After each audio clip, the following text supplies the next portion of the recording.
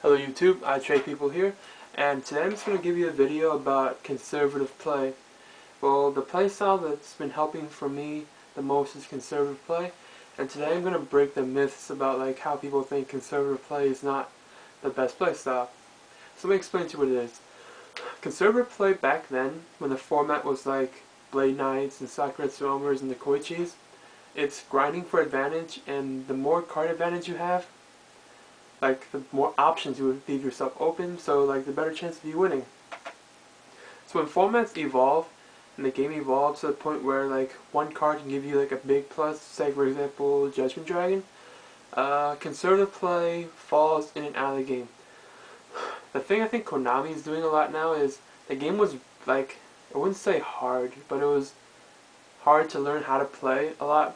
So they changed the game, like they dumbed it down a lot for little kids to play, so like the depth of the game is taken away, but the surface outer becomes really strong, like the crust outside becomes really strong. That's how I see the game. So I'll explain how I played.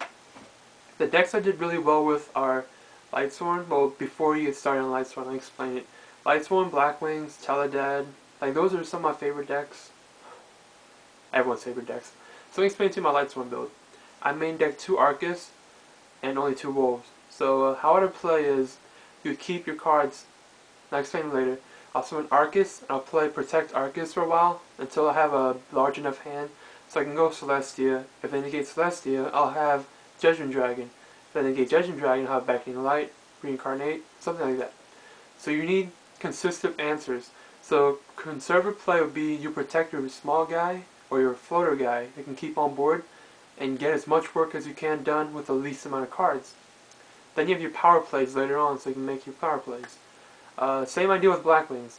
I really liked Blackwings for the longest time. I didn't play Blackwings when Gale was at 3. I played it during Double Whirlwind, 1 Gale.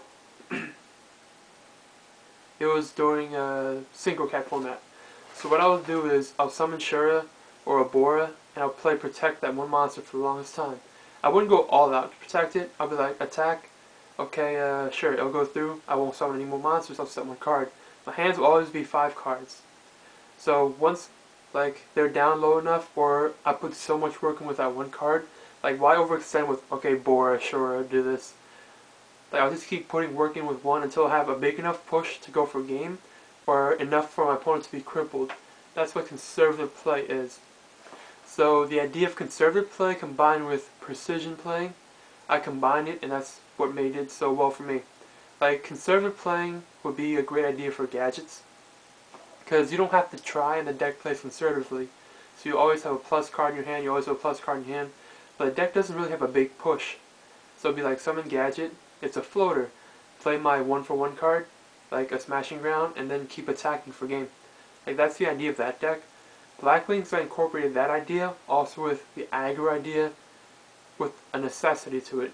Like most aggressive players would push all out and hope that 1 push can sit on board long enough or be crippling enough for them to go for game.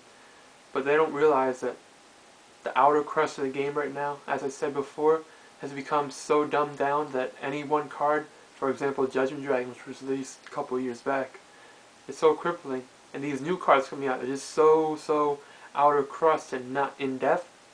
You have to play in depth with outer cards to become good. I'm not saying I'm great, but you know, I've just been playing for a while. So let me explain to you some of the card ideas.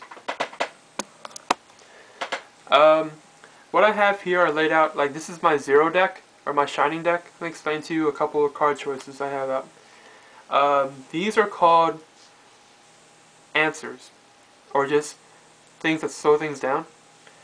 So for example, these are power plays, and these are just your small guys. So your idea of a floater, or not just a floater, but your small guy to protect, is also summon Stratos or an Alias. And you just play Protect Alias or Thunder King throughout the game. So you won't put in more than 1 on the board. You keep hitting, you keep hitting, you keep hitting until you can't hit anymore, or you run into a wall. So what? Solemn Warning and Compulsory. No one plays this card, by the way. Like I really like this card because it stops synchros.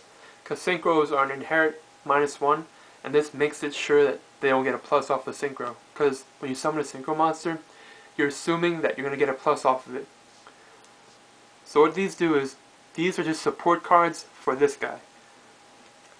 These are something that are like, these two are just like nutrients almost. Like they help the deck out, but they're not needed in the deck. Granbull gets rid of synchros and small guys. Like they have to Solemn Warning him or Torrential Board if they can't handle Granbull that long. Honest is just to protect him, to protect the alias. So now, every time your opponent makes a mistake, or not even a mistake, but you can capitalize on a bad scenario.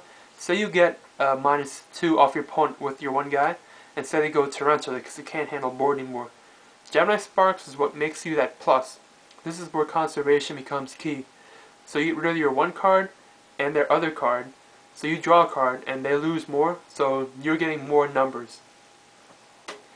Solemn Judgment is not the same as Solemn Warning or Compulsory or anything. You don't use this card the same as Solemn Warning. If you do, you might be losing. Like if options force you to, you might have to do it. But what Solemn Warning does is, it's part of your key combos for your big push. This is where conservation comes into play again. So after protecting your small guys, this works in any deck by the way. Well, not every deck, but it works in a lot of decks. After protecting your small guys for so long, with like this, and you're holding like say 2 Miracle Fusions and a Solemn Judgment, this is when you think you should go for game. So now say board's simplified, like this deck simplifies a lot. So now you go set Solemn Judgment and you have your double Miracle in hand because you've been waiting for maybe 16 turns, 15 turns. Once board is cleared because you know you put so much work in, you go Miracle Fusion and then you have that absolute answer. That's how conservation plays work. Same idea goes with Blackwings, but Blackwings do it a lot better. Like Blackwings are crippled right now, but I really do like the deck still. I'm going to try to build it again. But this deck I just really like Miracle Fusion and the ability to regenerate my Shining. So that's why I use this. And that's how conservation plays work. And I hope you like that video. Any more tips, just let me know and I'll try to do it.